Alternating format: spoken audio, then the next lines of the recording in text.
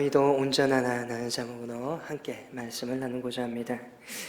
여러분에게 있어서 원수는 어떠한 사람입니까?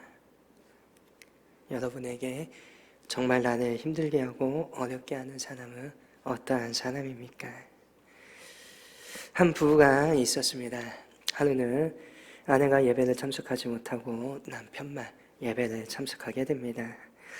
저녁이 되어서 아내가 남편에게 오늘 설교 내용이 무엇인지 물어봅니다.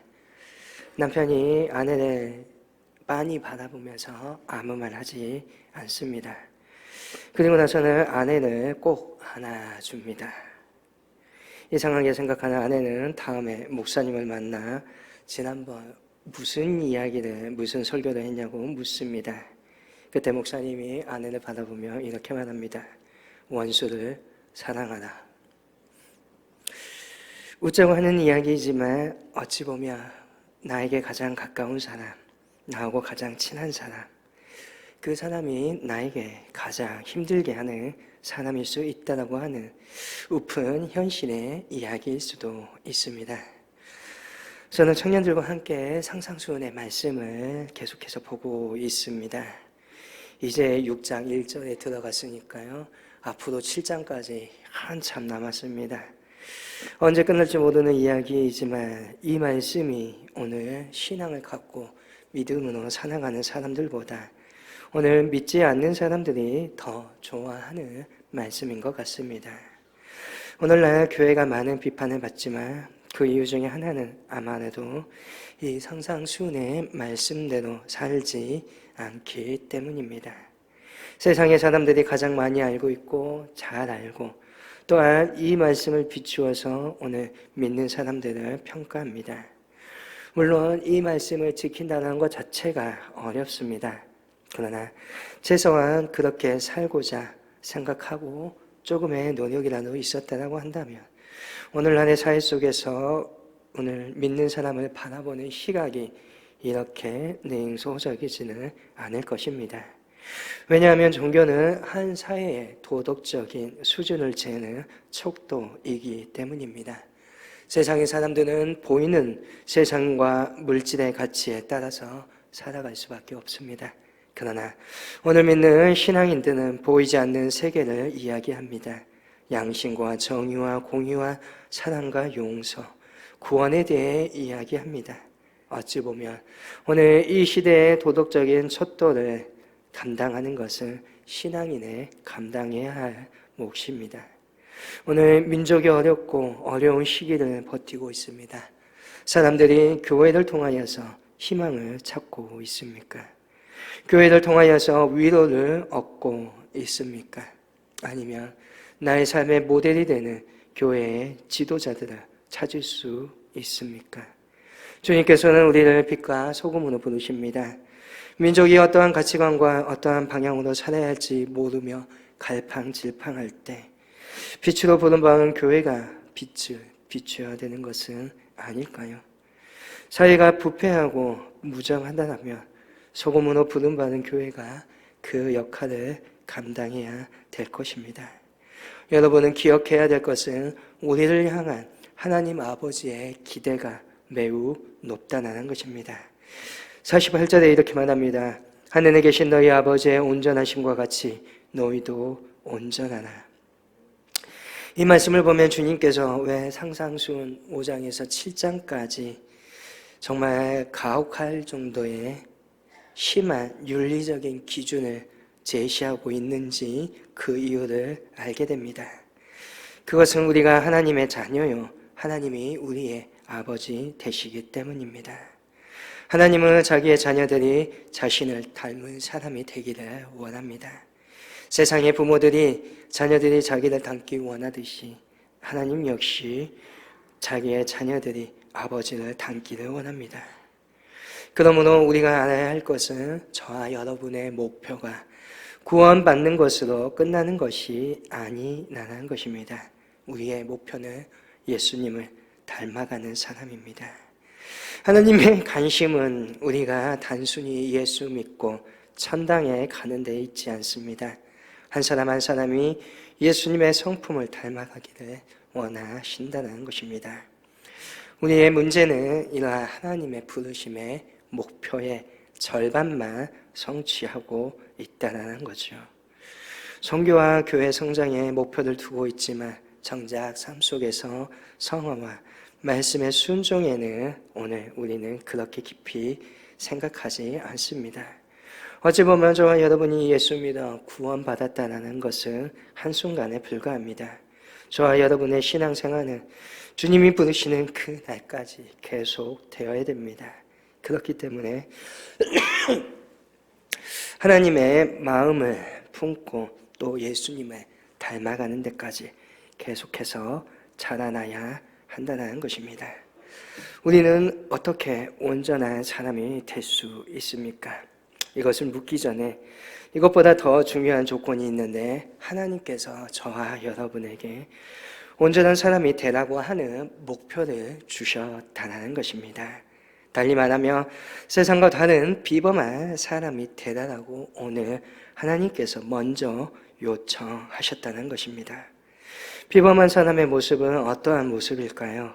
오늘 46절에서 47절의 말씀을 통하여 볼 수 있습니다. 너희가 너희를 사랑하는 자를 사랑하면 무슨 상이 있으리요? 세리도 이같이 아니하느냐? 또 너희가 너희 형제에게만 무난하면 남보다 더하는 것이 무엇이냐? 이방인들도 이같이 아니하느냐? 오늘 저와 여러분은 이웃사랑에 대해서 듣습니다. 그런데 문제는 그 이웃이 누구냐입니다. 우리를 사랑하는 자입니까? 내 아내, 내 남편, 나의 자녀이며 나의 친구, 나의 혈육입니까? 이처럼 자기 가족이나 친지를 사랑하지 아니하는 사람이 어디에 있습니까? 우리가 무난할 수 있는 자들입니까? 나의 가게의 단골과 나에게 이익을 가져다 주는 사람과 또 직장의 동료들입니까? 이 또한 믿지 않는 세리나 이방인들도 당연히 사랑하고 있는 것입니다. 그러면 나의 이웃은 누구입니까? 내가 사랑해야 될 사람은 누구입니까? 주님은 내 원수라고 하십니다. 원수가 누구입니까? 오늘 나를 괴롭게 하는 사람입니다. 성경은 나의 재산을 강탈해 간 사람입니다. 나에게 평생에 씻을 수 없는 상처를 준 사람이며 그 사람을 생각할 때마다 분노를 일으키게 하는 사람입니다. 하나님은 이러한 원수마저도 사랑하라고 하십니다. 그럴 때 너희가 하나님의 자녀요 예수의 제자라라고 주님은 말씀하고 계십니다. 이러한 길은 결코 쉽지 않습니다. 처음에 예수를 믿을 때 정말 좋은데 믿고 나니 신앙의 길이 그렇게 단순하지 않다라는 것입니다.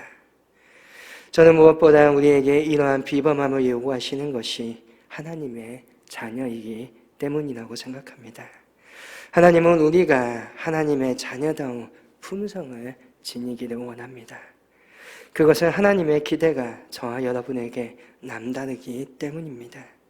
원수마저도 사랑하는 이 길에 우리 영혼에 진정한 행복이 있기에 주님은 세상의 사랑이 아니라 이러한 비범한 사랑을 요구하고 계십니다. 우리는 여기서 좀 더 나아가 하나님의 넓은 사랑을 이해해야 합니다. 45절 후반절입니다. 이는 하나님이 그 해를 악인과 선인에게 비추시며 비를 의로운 자와 불의한 자에게 내려주심이라. 햇빛이 비치는 것이 선한 사람과 악한 사람을 가려서 비칩니까? 비가 오는데 의로운 자에게는 많이 주시고 불의한 자에게는 가뭄을 주시는 것입니까? 그것이 아니다. 그것이 하나님의 사랑이라는 것입니다. 이는 또한 부모의 마음이기도 합니다. 잘난 자녀에게 좋은 것을 주고 못난 자녀에게 아무거나 주는 것이 아니지요. 모두에게 다 같이 주고자 하는 것이 부모의 마음입니다. 아무리 속상하고 불의한 일을 저질렀다고 하지만 부모는 그 자녀를 사랑하고 그 자녀를 위하여 기꺼이 자신의 목숨마저도 희생하는 것을 감수합니다. 사실 이웃이니 원수니 선인이니 악인이니 의로운 자니 불의한 자니 하는 것 기준은 어찌 보면 사람의 기준일 뿐입니다. 오늘 나에게 원수 같은 사람이 다른 사람에게 선한 이웃일 가능이 얼마나 많이 있습니까? 만약 내가 동일한 상황에 있다라면 나는 원수처럼 행동하지 아니하겠습니까? 우리는 일본이 우리나라를 침략해서 36년 동안 우리나라를 식민지 지배한 것에 대해서 비난하고 있습니다. 또 그때 당한 고통을 생각하면 붕괴하지만 1970년대 베트남 전쟁에 우리 군인이 참전하여서 베트남에서 행하였던 그 만행들에 대해서는 왜 그 누구도 분노하지 않습니까? 어떻게 보면 우리의 상황과 그때의 내 위치 때문에 서로의 원수가 될 수 있다는 것입니다. 이런 작은 관계가 아니라 보다 더 큰 하나님의 눈으로 내가 낳은 자식이라는 사실로 더욱더 가슴 아파해야 합니다. 우리 주님은 이러한 마음을 갖기를 원합니다. 나비의 기록에 이러한 이야기가 있습니다. 출애굽 때에 애굽의 군대들이 홍해에 잠기게 되자 천사들이 기뻐하며 감사의 찬송을 부릅니다. 그러자 하나님께서는 슬픈 빛을 띠시며 천사들을 바라보며 이렇게 말씀하십니다.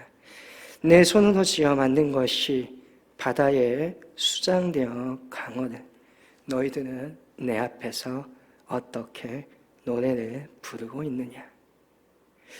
하나님께서는 모두가 구원받으시기를 원하십니다. 하나님은 자기의 뜻대로 살지 않았다고 하여서 그 은총을 거두어 가시는 분이 결코 아니라는 것입니다. 우리는 세상에서 일어나는 모든 일들에 대해서 이 하나님 아버지의 마음으로 바라볼 수 있어야 합니다. 신앙인들은 종종 재난이나 큰 사건들이 하나님의 주권하에 일어났다고 믿기에 그 뜻이 무엇인지 찾으려고 합니다. 그런데 간혹 지진이나 홍수를 가지고서 하나님의 심판이 일어나고 단정 지어버립니다. 이러한 판단들은 신중해야 됩니다. 우리가 자꾸만 호전적이 되는 것은 어찌 보면 아버지의 이 사랑을 품고 있지 않기 때문입니다. 하나님의 공의보다 더 큰 것은 하나님의 사랑입니다. 그 결론은 이미 십자가에서 판가름이 났습니다. 그리고 요나서를 통하여서 말씀하여 주십니다. 요나에게 하나님은 이렇게 말씀하십니다. 하물며 이 큰 성읍 니느웨에는 좌우를 분별하지 못하는 자가 12만여 명이요 육축도 많이 있나니 내가 아끼는 것이 어찌 합당치 아니하냐. 주님께서는 이스라엘을 괴롭혔던 아시리아의 수도 느느웨도 그들이 한 사람도 죽지 아니하고 구원받기를 원하신다는 것입니다. 그것이 주님의 마음입니다. 비록 악인이라 할지라도 그에게 은혜의 태양과 피를 아낌없이 부어주신다는 것입니다. 그래서 하나님은 우리가 이러한 하나님의 마음을 가지고 원수마저도 사랑하기를 원하십니다. 또 내 이웃을 사랑하고 내 원수를 미워하라 하였다는 것을 너희가 들었으나 나는 너희에게 이르노니 너희의 원수를 사랑하며 너희를 핍박하는 자를 위하여 기도하라. 하나님의 마음을 알긴 알겠는데 정말 우리는 원수들을 사랑할 수 있는 것일까요? 만약 자기의 자녀나 자기의 배우자를 선회한 그 원수가 있다고 한다면 그 자녀를 과연 사랑할 수 있을까요? 원수를 사랑하느니 차라리 신앙을 버리겠다 하지 않겠습니까? 매우 어려운 계명입니다. 원수를 사랑하는 방법을 무엇일까 고민하다가 제14대 티벳 달라이라마의 용서라는 책을 보게 되었습니다. 이 책은 달라이라마가 책 제목 그대로 용서를 자신의 삶의 가장 중요한 실천의 강력으로 삼고 있습니다. 그가 용서하고자 했던 원수는 다름 아니라 중국의 정부입니다. 중국의 정부는 1950년대 티베트에 강제 합병합니다. 합병한 후 티베트 인구의 약 20%가 되는 120만 명을 학살하였습니다. 티베트 땅에서 중국 정부는 46차례에 걸쳐서 핵실험을 하였고 지금도 그 피해를 티베트의 사람들이 경험하고 있습니다. 티베트인들을 강제로 낙태시키거나 이주시키고 자꾸만 민족을 축소하는 작업도 하고 있습니다. 그들을 향하여서 달라이라마는 용서하라고 합니다. 용서는 두 가지 이유 때문이지요. 하나는 자신의 마음의 평화 때문입니다. 그리고 두 번째는 우리가 서로 의존하는 존재이기 때문입니다. 우리가 서로 의존한다. 결국 나의 이웃을 적으로 여겨 미워하고 파괴하면 결국 자기에 대한 파괴와 미움으로 돌아온다는 이야기입니다. 사실 성경 에베소서에서도 이렇게 말합니다. 교회는 그의 몸이니 만물 안에서 만물을 충만케 하는 자의 충만이니라. 교회는 그리스도의 몸이라고 합니다. 서로 연결된 것입니다. 그래서 오늘 형제를 미워하는 것은 결국 자신의 몸을 괴롭히는 것이고, 이를 통하여서 연결되어 있는 교회 전체를 어렵게 하는 것입니다. 한 사람을 미워하는 순간 예수 그리스도가 고통을 당하고 그리스도의 고통은 결국 우리의 고통으로 되돌아오게 됩니다. 어찌 보면 분노의 이 사슬을 끊어야 하는 것입니다. 그리고 이 사슬을 끊을 수 있는 것이 우리에게는 기도와 십자가입니다. 주님께서는 44절에 너희를 핍박하는 자를 위하여 기도하라라고 하십니다. 기도로 원수에게 축복하라는 것입니다. 원수를 위하여 기도하다 보면 하나님께서 우리에게 긍휼히 여기는 마음을 주실 수 있다는 것입니다. 또 우리에게는 십자가가 있습니다. 십자가는 모두한 것들을 녹입니다.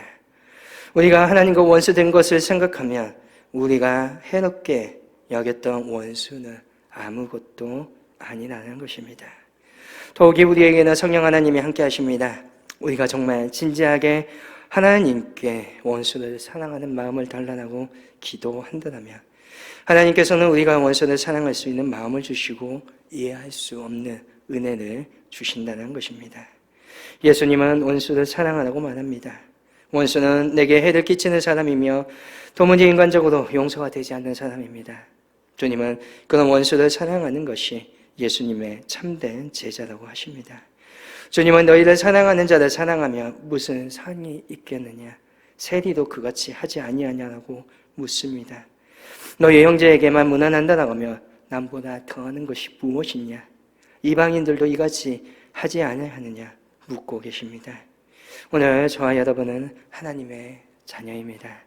하나님의 자녀라면 하나님처럼 모든 사람을 품고 포용할 수 있는 사랑의 사람이 될 수 있기를 바랍니다. 우리는 십자가의 사랑을 통하여 완벽하게 새 사람이 되었습니다. 우리 안에는 성령 하나님께서 계십니다. 그분이 요청하며 무엇이로 들어주겠다고 하십니다. 우리에게 목표를 주셨습니다.